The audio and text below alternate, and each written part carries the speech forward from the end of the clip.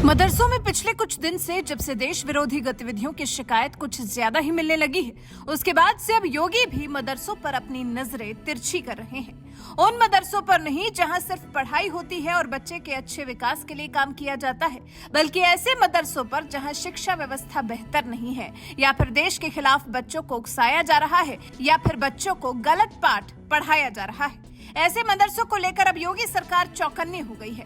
तभी तो योगी सरकार ने गैर मान्यता प्राप्त मदरसों का सर्वेक्षण कराने का फैसला लिया है। मदरसों की शिक्षा व्यवस्था को लेकर राज्य के सभी जिलाधिकारियों को सर्वे कराने के निर्देश दिए हैं। जल्द मदरसों का सर्वे पूरा होगा और उसके बाद इसकी रिपोर्ट प्रशासन को सौंपी जाएगी। सरकार ने राज्य के सभी गैर मान्यता प्राप्त मदरसों का 5 अक्टूबर तक सर्वे कराने के निर्देश जिलाधिकारियों को दिए हैं। सर्वे का काम पूरा होने के बाद रिपोर्ट तैयार की जाएगी। जिलाधिकारियों से साफ कह दिया गया है कि अपने अपने जिले के गैर मान्यता प्राप्त मदरसों की सर्वे रिपोर्ट बनाकर 25 अक्टूबर तक शासन को सौंप दें।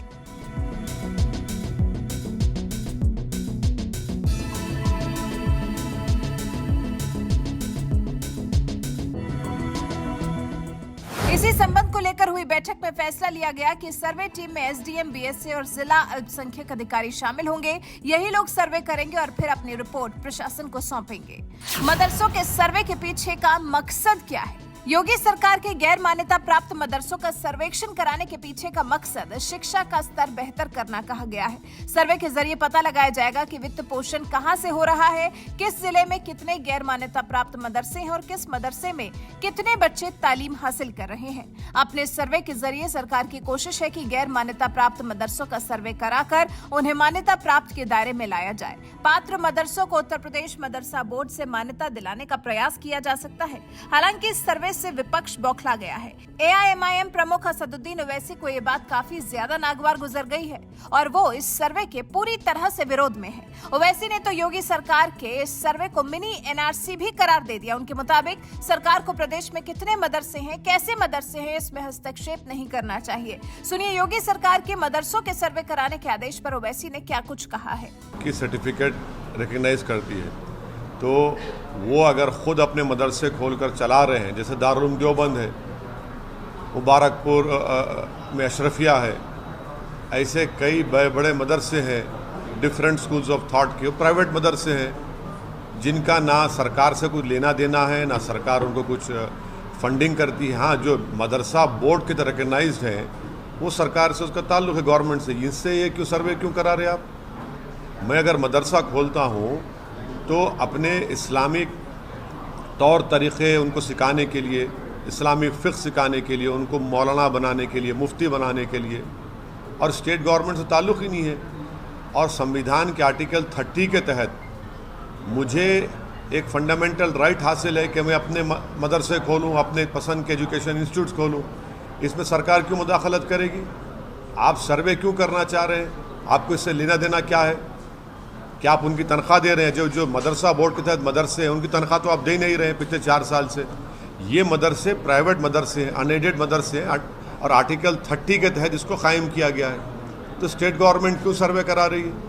आपको लेना देना क्या है? अब आप एक ऑर्डर जारी कर दीजिए ना कि अब आप मुसलमान मत रहिए, आप कुरान मत पढ़िए, नमाज मत पढ़िए। ऑर्डर जारी कर दीजिए, वही करना चाह रहे आप। ये सर्वे नहीं है बल्कि एक छोटा एनआरसी है ये। सुना आपने, ओवैसी का कहना है कि सरकार को झूठ फैलाना बंद कर देना चाहिए और जब मदद नहीं देते तो मदरसों में दखल क्यों दे रहे हो। वहीं यूपी के अल्पसंख्यक मंत्री दानिश अंसारी ने एआईएमआईएम अध्यक्ष असदुद्दीन ओवैसी पर हमला बोला। उन्होंने ओवैसी पर गुमराह करने वाली राजनीति करने का आरोप लगाया। कहा कि आज का मुसलमान अच्छी तरह से वाकिफ है, वो जानते हैं कि उनके विकास के लिए क्या अच्छा है और उन्हें योगी सरकार पर भरोसा है। एनसीपीसीआर अध्यक्ष प्रियंक कानूनगो ने भी ओवैसी की इस तरह की भड़काऊ बयानबाजी पर तीखा तंज कसा है।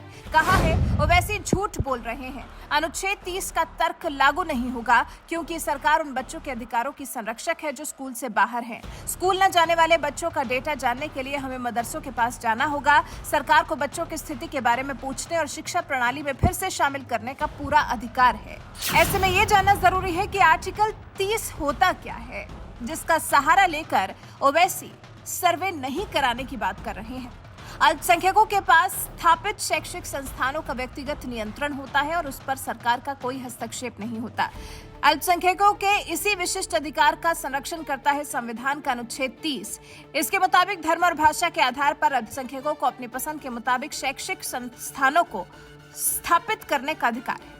अब इसी अनुच्छेद का इस्तेमाल कर ओवैसी सरकार को मदरसों का सर्वे करने से रोकने की कोशिश कर रहे हैं, लेकिन योगी ने एक बार ठान लिया तो फिर उनको इस सर्वे से रोकना मुश्किल ही नहीं नामुमकिन सा प्रतीत हो रहा है। वैसे आपका इस बारे में क्या सोचना है? आपको क्या लगता है योगी सरकार जो मदरसों का सर्वे करने का फैसला ले चुकी है वो सही है या गलत?